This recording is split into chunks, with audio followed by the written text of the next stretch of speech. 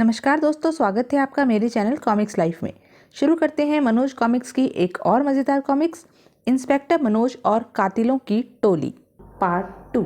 निशाना चूकते देख जैकब पेड़ की आड़ से निकलकर सड़क पर पहुंचते हुए गरज उठा, तुम बच नहीं सकते इंस्पेक्टर। कहने के साथ ही जैकब ने फिर गोली दाग दी, लेकिन अब इंस्पेक्टर मनोज सतर्क था। फिर जैकब को निशाना साधने का मौका नहीं मिला। आह! जैकब के सड़क पर गिरते ही इंस्पेक्टर मनोज की दूसरी ठोकर उसके रिवॉल्वर वाले हाथ पर पड़ी। आह! और फिर अब कोई गलत हरकत की तो जिंदा नहीं रहोगे उल्लू की दुम। नहीं, जैकब के हौसले पस्त हो चुके थे। उधर प्रोफेसर राय की कोठी के एक विशाल हॉल में भारतीय विशिष्ट मंडल बेचैनी से उस प्रयोग को देखने का इंतजार कर रहा था जिसका प्रोफेसर राय अपनी आविष्कृत मशीन पर प्रदर्शन करने वाले थे। प्रोफेसर, हम जानते हैं कि आपके द्वारा आविष्कृत मशीन हमारे देश के लिए वरदान साबित होगी। निसंदेह अगर आपका प्रयोग सफल हो जाता है तो हमें राडार आदि बनाने की कोई ज़रूरत नहीं पड़ेगी। राडार आयात करने और बनाने तथा स्थापित करने में करोड़ों रुपया खर्च हो जाता है। इसी खर्च के बोझ से देश और सरकार को मुक्त कराने के लिए मैंने उस मशीन का आविष्कार किया है। वह मशीन स्वचालित ढंग से दुश्मन के विमानों का मीलों दूर से न केवल पता लगा लेगी बल्कि उनका निशाना लेकर फायर भी करेगी। उस मशीन से एक ऐसी किरण निकलेगी जिसकी मार से दुश्मन का विमान कभी नहीं बच सकता। बहुत खूब, हमें तो यह सब किसी अजूबे के समान प्रतीत हो रहा है। हम उस अजूबे का कारनामा देखने के लिए बेचैन हैं प्रोफेसर। मैं आप लोगों की बेचैनी समझता हूँ, पर पहले आप लोग अपनी चाय तो समाप्त कर लीजिए। प्रोफेसर की बात सुनते ही सभी ने चाय के कप उठाकर होठों से लगा लिए और चाय समाप्त करने के बाद प्लेटों पर रख दिए। तब प्रोफेसर मुस्कुराते हुए उठे और बोले, चलिए अब मैं आप लोगों को ज़्यादा इंतज़ार नहीं करवाऊंगा। लेकिन जब कोई भी अपनी जगह से नहीं हिला तो प्रोफेसर के आश्चर्य की सीमा न रही। क्या बात है, आप लोग बैठे क्यों हैं? खड़े हो जाइए। तभी, अब ये लोग 1 घंटे से पहले खड़े नहीं हो पाएंगे प्रोफेसर। क्या मतलब? मतलब यह कि इन लोगों की चाय में एक ऐसी दवा मिला दी गई थी जिसके प्रभाव के कारण ये जिंदा लाशें बन गए हैं। ये देख सुन और समझ तो सकते हैं, लेकिन 1 घंटे तक इनके जिस्म का कोई अंग हरकत नहीं कर पाएगा। यह तुम क्या कह रहे हो सीना? मैं ठीक कह रहा हूँ प्रोफेसर। तुम खुशकिस्मत हो कि तुम चाय नहीं पीते, वरना तुम्हारा भी यही हर्ष होता। लेकिन चाय में दवा किसने मिलाई? खानसामा बिरजू ने, जो मेरा साथी है। अब हम बड़े आराम से तुम्हारा आविष्कार उड़ा ले जाएंगे। नहीं, तुम ऐसा नहीं कर सकते। मैं भी सिक्योरिटी फोर्स को तुम्हारी असलियत बता देता हूँ। कहने के साथ ही प्रोफेसर ने इंटरकॉम का रिसीवर उठा लिया, लेकिन इससे पहले कि वह कुछ कहता, सिन्हा ने फौलादी घूसा प्रोफेसर की कनपट्टी पर जड़ दिया। ढिशुम! वार नपा तुला था। प्रोफेसर राय बेहोश होकर फर्श पर ढेर हो गया। तभी बिरजू हॉल में दाखिल हुआ और बोला, सिन्हा, कोठी के सुरक्षाकर्मी मेन गेट पर चले गए हैं। मैंने बस के ड्राइवर को भी चाय पिला दी है। हमारा रास्ता साफ है। गुड, अब तुम वायुसेना अधिकारी को कार में पहुंचा दो, मैं मशीन लेकर आता हूँ। बिरजू को आदेश दे सिन्हा हॉल से निकल गया। तब बिरजू भी सेना अधिकारी को कंधे पर लाद वहां से चल दिया। लगभग 5 मिनट बाद प्रोफेसर राय की कार जब मुख्य द्वार पर पहुंची तो सुरक्षा अधिकारी ने कार को रोकते हुए सिन्हा से पूछा, आप कहाँ जा रहे हैं सिन्हा साहब? Air vice marshal mister Kothari की तबीयत अचानक खराब हो गई है, मैं उन्हें अस्पताल ले जा रहा हूँ। सुरक्षा अधिकारी ने कार में झांककर मिस्टर कोठारी का निरीक्षण किया। ओह!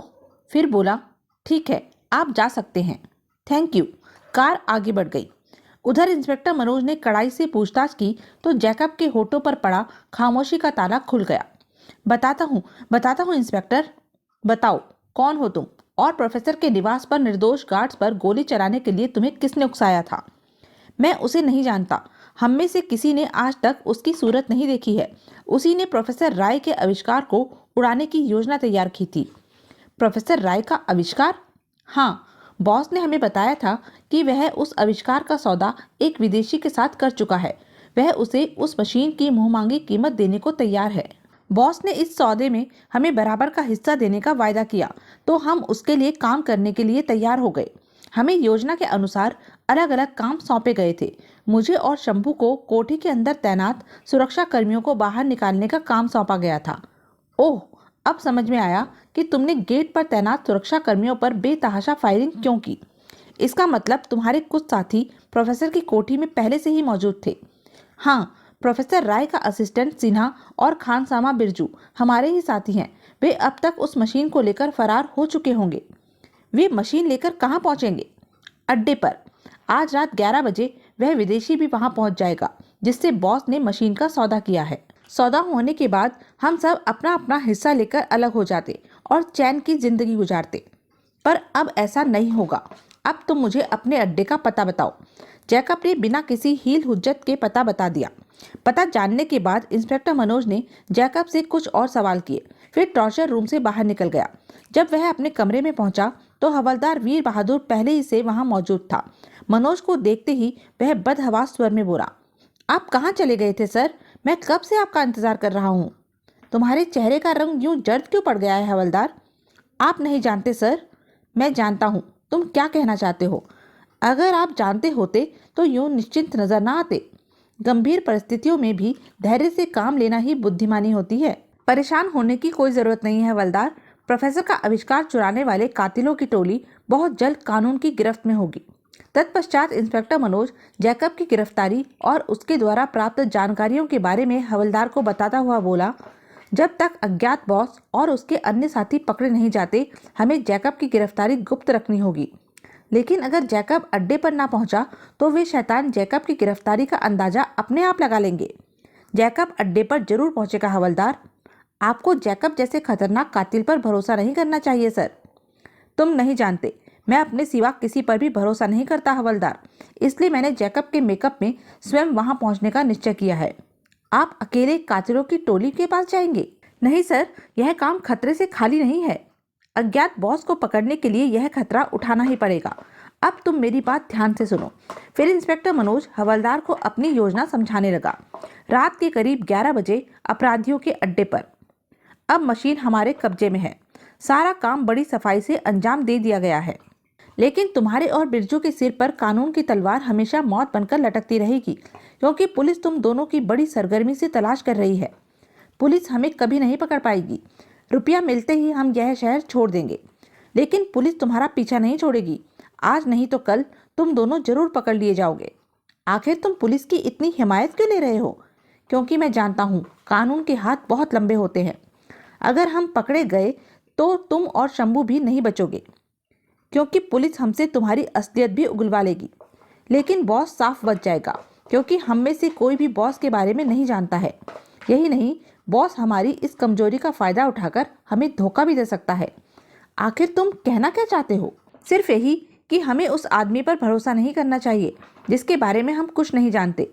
बात तो तुम ठीक कह रहे हो जैकब, लेकिन अब हमें करना क्या चाहिए? हमें मशीन उसके हाथ में सौंपने से पहले उसकी असलियत जान लेनी चाहिए। ठीक है, बॉस को आने दो, हम अपनी शर्त उसके सामने रख देंगे, और जब तक वह असली रूप में हमारे सामने नहीं आएगा हम मशीन उसे नहीं देंगे। मशीन कहाँ है यह मैं और बिरजू ही जानते हैं। गुड, अब बॉस को अपने असली रूप में सामने आना ही पड़ेगा। तभी हॉल की रोशनी गुल हो गई।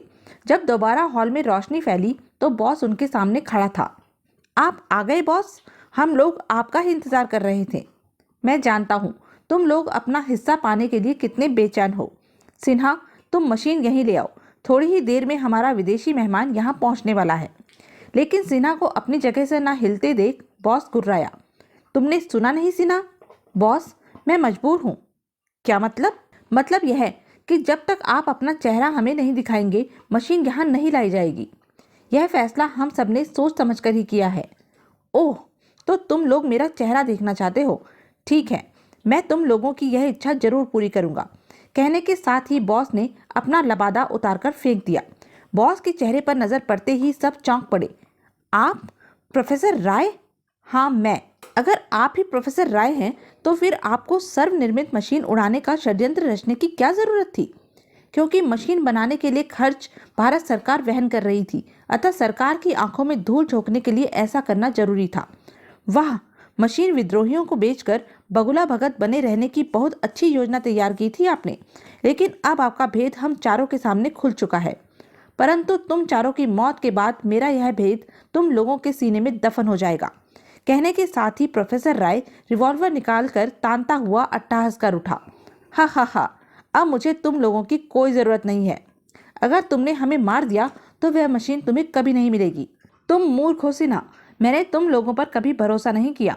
मुझे हमेशा यह संदेह रहा कि तुम जैसे खतरनाक अपराधी मुझे डबल क्रॉस भी कर सकते हैं, इसलिए मैंने ऐसा यंत्र भी तैयार कर लिया था जिसके जरिए मैं मशीन का पता लगा सकूं। ओह, तब प्रोफेसर यंत्र दिखाता हुआ बोला, यह है वह यंत्र। हा हा हा, अब मरने के लिए तैयार हो जाओ। नीच, कमीने, धोखेबाज, मैं तुझे जिंदा नहीं छोड़ूंगा। चीखते हुए बिरजू प्रोफेसर पर झपट पड़ा, लेकिन ढाएं, बिरजू का शरीर निर्जीव हो फर्श पर ढेर हो गया। तब प्रोफेसर सिन्हा को निशाने पर लेता हुआ गुर्राया, अब तुम्हारी बारी है सिन्हा। परंतु इससे पहले कि प्रोफेसर का रिवॉल्वर शोला उगलता, ढाएं, आह। फिर इससे पहले कि प्रोफेसर को संभलने का मौका मिलता, जैकब ने उस पर छलांग लगा दी। आई! प्रोफेसर छिटक कर दूर जा गिरा।